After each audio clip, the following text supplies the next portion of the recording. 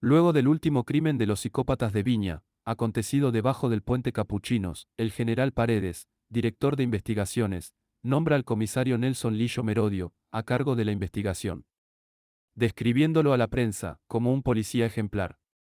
Un policía por encima de toda sospecha. Bueno, hoy día vinimos a funar a Nelson Lillo Merodio, un detective de investigaciones que está implicado en casos de tortura y especialmente en el caso denominado Covema, los comandos de vengadores de mártires que constituyeron desde investigaciones en 1980. Nosotros como vecinos sabíamos la existencia de este animal, de esta bestia, pero en forma independiente uno no puede hacer nada.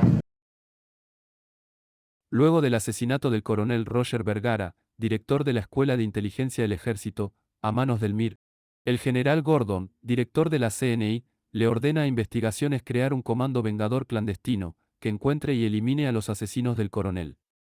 La dirección de dicho comando vengador de mártires, o COVEMA, la asume el comisario Nelson Lillo. Él es uno de los que tiene mando ahí, de los jefes de ese grupo, que públicamente apareció como COVEMA, pero que finalmente es un grupo de agentes de investigaciones que pertenecían a la CNI. Por 3 semanas, el COVEMA secuestra a personas supuestamente relacionadas con el asesinato del coronel. Hasta que secuestran a Guillermo Ormazábal, periodista de radio chilena, perteneciente al arzobispado. A media tarde, Radio Chilena interrumpe sus transmisiones normales, para llamar a la liberación de Ormazábal. Otras radios se suman. El Comando Vengador recibe la orden de liberar a todos sus secuestrados.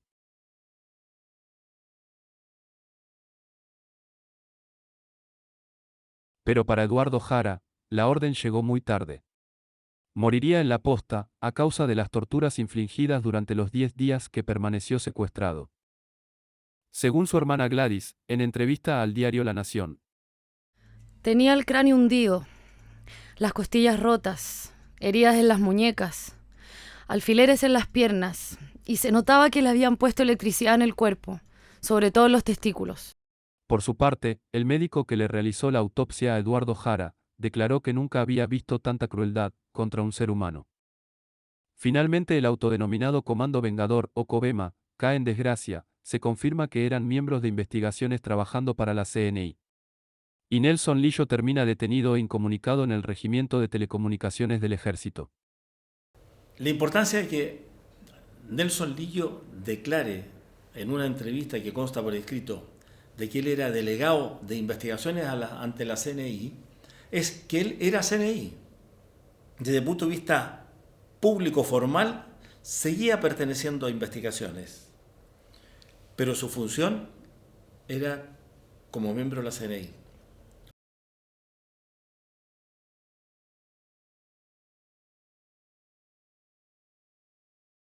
La Dirección General de Investigaciones designó un grupo especializado a cargo del experimentado subcomisario Nelson Lillo para que se dedicara exclusivamente al caso del psicópata de la Quinta Región. Sorpresivamente, un año después de liderar el Comando de Vengadores, o COVEMA, reaparece el comisario Nelson Lillo en la escena pública, ahora como un superpolicía, a cargo del grupo antipsicópatas. Las ironías de la dictadura. Con un propósito muy definido, estar completamente disponible cuando el alto mando de la CNI lo requiera. Luego del brutal asesinato del dirigente sindical Tucapel Jiménez, férreo opositor a la dictadura, a manos de un grupo operativo de la CNI, y de la masiva indignación nacional generada por este asesinato, a todas luces cometidos por los servicios de inteligencia de la dictadura, el general Gordon, director de la CNI, le ordena a Investigaciones crear una distracción, una cortina de humo, para desviar la atención sobre el asesinato del líder sindical. El mismo día del asesinato de Tucapel Jiménez, a manos de la CNI, el general Paredes, hombre de confianza de Pinochet, le exige al comisario Nelson Lillo, que entregue de inmediato un nombre, para acusarlo de los crímenes de los psicópatas. Nelson Lillo no le podía decir a su superior, que luego de meses de investigación, no tenía ningún sospechoso, y propone a Luis Gubler Díaz. Para detener a Luis Gubler, el ministro del Interior de la dictadura, Sergio Fernández, firma un decreto exento, de manera de no tener que recurrir a los tribunales de justicia para su detención.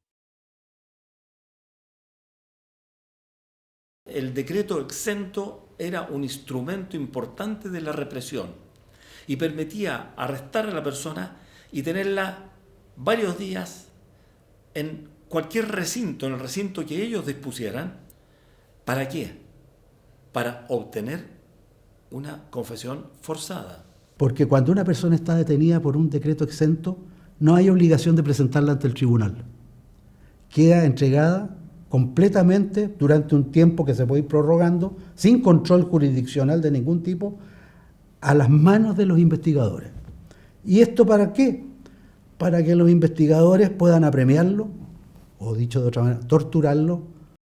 A la mañana siguiente de recibida la orden, Nelson Lillo procede a detener a Luis Gubler, al más puro estilo CNI. Camino a su oficina, 14 agentes, distribuidos en 4 camionetas sin identificación, le hacen una encerrona, lo sacan de su auto, lo vendan, lo tumban dentro de uno de los carros, y se lo llevan en dirección desconocida. Es un fiel reflejo del procedimiento que usaba la DINA y la CNI. ¿Y cómo se llega a eso? Porque Lillo lo conocía muy bien. Se trataba de secuestrarlo sin testigos, de manera sorpresiva, luego vendarlo y vendado llevarlo a un recinto y en ese recinto torturarlo. Luis Gubler sería llevado al cuartel de investigaciones de Limache, donde quedaría, por 6 días, a completa merced de sus aprensores.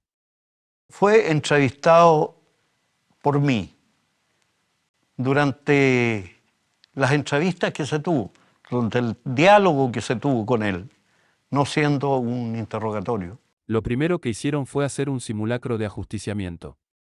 Posteriormente fui objeto de numerosas torturas, aplicación de electricidad en los testículos, introducción de agua por las narices, teniendo la boca tapada, y golpes diversos. Con este tratamiento, estuve 6 días en que no pude dormir, o mejor dicho, no me dejaron dormir. Y mi único descanso, fueron alrededor de las 4 horas, en que perdí el conocimiento, el último día. Mientras Luis Gubler Díaz era torturado, en busca de una confesión forzada, el general Fernando Paredes anuncia al país, en conferencia de prensa, la captura del psicópata de Viña. De inmediato, la noticia del asesinato de Tucapel Jiménez pasa a un segundo plano. Luego de que se cumpliera el plazo de detención, estipulado en el decreto exento, un nervioso Nelson Lillo le pide al general Paredes prorrogar la detención de Luis Gubler Díaz. Al parecer, 6 días de torturas no habían sido suficientes para Nelson Lillo. Pero el general Paredes se niega y ordena al comisario Nelson Lillo entregar a Gubler a la justicia. El objetivo del montaje, para la dictadura, estaba plenamente cumplido. Ya poco y nada se hablaba del brutal asesinato del dirigente sindical Tucapel Jiménez, y toda la atención mediática recaía sobre Luis Gubler Díaz. Una vez entregado Gubler a tribunales, y luego de que la ministra en visita Dinora Camerati evaluara por 4 días los antecedentes entregados por Nelson Lillo al tribunal, Luis Gubler Díaz es dejado en libertad incondicional por falta de méritos. Los cargos entregados por el grupo especial de Nelson Lillo son desvirtuados por la ministra. Los reales culpables, los carabineros Jorge Sagredo y Carlos Top Collins, hace más de un mes que estaban identificados por carabineros, quienes finalmente se deciden a entregarlos a la justicia. En 1985, se destapa el caso Covema, luego de que uno de los exdetectives que participaron en el caso, decide entregar su testimonio, que incriminaba a Nelson Lillo, a abogados de la Vicaría de la Solidaridad, quienes lo hacen público a la prensa.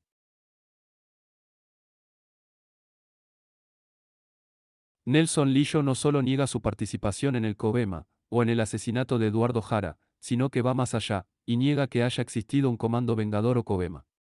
Era un nombre conocido para nosotros en el campo de la violación de los derechos humanos, porque había participado en hechos graves que habían implicado la muerte de personas detenidas que habían pasado por sus manos. ¿Tú crees que Nelson Lillo está arrepentido? Es bien difícil que Nelson Lillo esté arrepentido.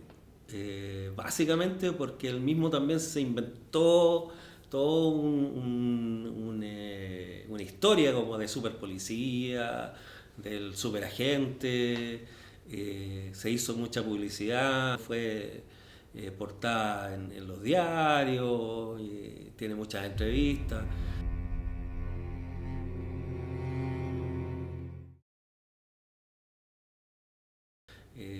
Hacía asesoría en los canales de televisión.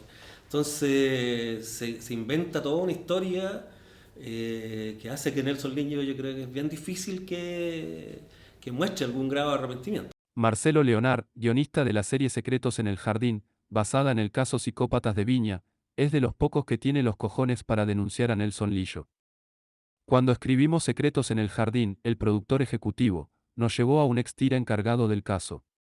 Nelson Lillo. Un hueón con pinta de tira viejo, peinado para atrás, canoso, cara de agente de la Gestapo. Apenas se sienta, nos dice, a mí en esa época, se me acusó de ser parte del Covema, pero yo no tuve nada que ver con eso. Pero basta que lo mencione, para que todos los presentes nos demos cuenta, de que estamos ante un hijo de puta y un asesino. Probablemente, es por esta razón, que el actor Francisco Pérez Bannen, quien, en la teleserie, interpreta al comisario Nelson Lillo, quiera, a como de lugar, tratar de desmarcar su personaje, de este torturador y asesino. Finalmente, en el año 2018, el juez Mario Carroza procesa a Nelson Lillo, como jefe del Covema, por el secuestro, tortura y asesinato del estudiante de periodismo Eduardo Jara, y el secuestro y torturas a Cecilia Alzamora, condenándolo a 5 años de cárcel. Adicionalmente, el juez añade dentro de sus conclusiones, lo descrito, nos demuestra el cúmulo de falacias, en las declaraciones del acusado Nelson Lillo Merodio. Nelson Lillo apela su sentencia a la Corte de Apelaciones, pero mientras tanto sigue libre. Pero los problemas judiciales, para Nelson Lillo, no terminan con el caso Covema. Existen otros procesos en su contra, como el secuestro de Jaime Olivares desde el Cine California, y su posterior asesinato en 1975. Jaime Olivares fue secuestrado y llevado al cuartel de investigaciones de calle Sañartu, donde le infringieron torturas que le causaron la muerte. La demanda, interpuesta por su viuda Hortensia Gurto, asegura que cuando la madre de Jaime fue a preguntar por su hijo, Nelson Lillo, le dijo, con una frialdad brutal, yo torturé y maté a su hijo. Según testimonio del familiar que identificó a Jaime Olivares en la morgue. El cuerpo de Jaime presentaba muestras de haber sido torturado. Las manos, no tenían uñas. Tenía marcas de cigarrillo quemado en la piel de su estómago. Pero lo más impresionante era que en su cabeza, tenía una huella profunda, como si hubiera sido apretada con un torniquete, causa por la cual creo que él murió. La Corte de Apelaciones de Santiago, respecto al caso Covema, se pronuncia sobre la apelación de Nelson Lillo en junio del 2022, aumentándole la condena de 5 años y un día, a 10 años y un día de presidio mayor. Por los mismos crímenes por los que fuera procesado en primera instancia. Nelson Lillo apela ahora a la Corte Suprema.